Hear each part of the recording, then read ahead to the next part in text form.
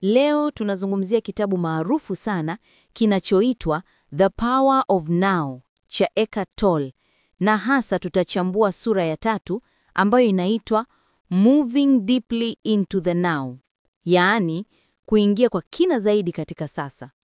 Sura hii inafundisha moja ya mambo muhimu kabisa. Kila mtu anaweza kupata amani, furaha na uhuru wa ndani kwa kujifunza kuishi sasa hivi. Kabla ya kuendelea, hebu tujiulize swali dogo. Ni mara ngapi unajikuta unafikiria kuhusu makosa ya jana au kuogopa kuhusu kesho? Fikiria namna akili zetu zinavyokupeleka kwenye safari isiyoisha. Mara tunajilaumu kwa yaliyopita, mara tunajihangaikia kwa yajayo. Lakini Tolle anatuambia, hakuna kitu kilichopo zaidi ya sasa. Jana ilishapita, kesho haijafika. Kinachobaki ni sasa hivi. Tolle anasema akili ya mwanadamu ina tabia ya kutoroka sasa. Mara nyingi tunajikuta tunaishi aidha kwenye kumbukumbu au kwenye matarajio. Mfano, mtu anaweza kukaa saa nzima akifikiria makosa aliyofanya miaka 2 iliyopita au akihofia maisha yatakuwaje miaka ijayo. Tatizo ni kwamba safari hii ya kiakili hutuletea huzuni na wasiwasi. Na hapa ndipo Tolle anaposema, tunaishi kwa wakati wa kisaikolojia badala ya wakati wa kweli. Wakati wa kweli ni huu tunaoishi sasa. Lakini wakati wa kisaikolojia ni kuishi kichwani, kujisikia vibaya kwa jana au kuogopa kesho. Uwepo ni nini? Ni hali ya kuwa makini kabisa na sasa. Ni pale unapokaa na marafiki zako, lakini badala ya mawazo kukimbia huku na kule, unawasikiliza kwa makini, unahisi pumzi yako, unajua upo hapo. Wakati unapoishi kwa uwepo, unagundua kitu cha ajabu. Akili inapoteza nguvu juu yako. Mawazo ya kukatisha tamaa, wasiwasi na majuto yanapoteza nguvu zao kwa sababu huna muda wa kuyafuatilia. Wewe sio mawazo yako. Tolle anatufundisha kitu cha thamani sana. Sisi si mawazo yetu. Mawazo yanapita kama mawingu angani.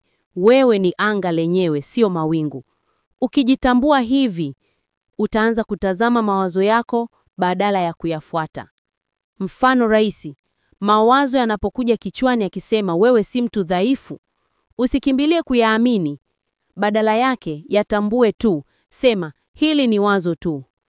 Ukifanya hivyo mara kwa mara, unajikuta unaanza kuwa huru. Achana na wakati wa kisaikolojia.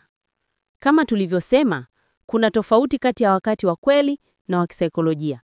Wakati wa kweli, unapopanga kufanya kitu kesho saa 10, hilo ni kupanga tu.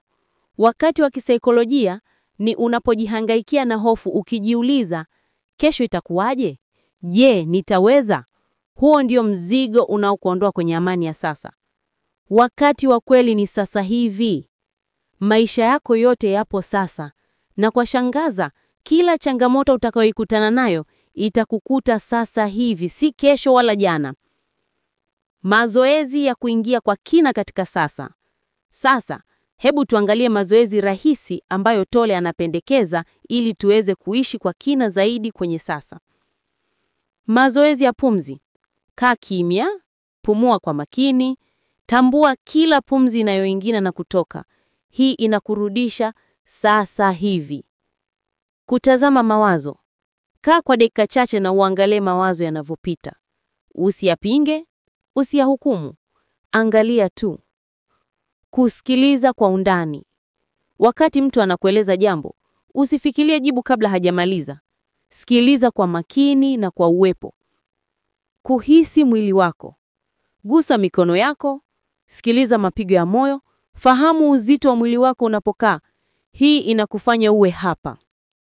Manufaa ya kuishi sasa. Amani ya ndani, hofu na huzuni hupungua, uwazi wa akili, unafanya maamuzi mazuri zaidi. Furaha ya kweli, unajua kwa furaha sio kitu cha kesho, bali ni kitu cha sasa. Uhuru wa ndani, unatoka kwenye gereza la mawazo ya kisaikolojia. Lakini si rahisi sana.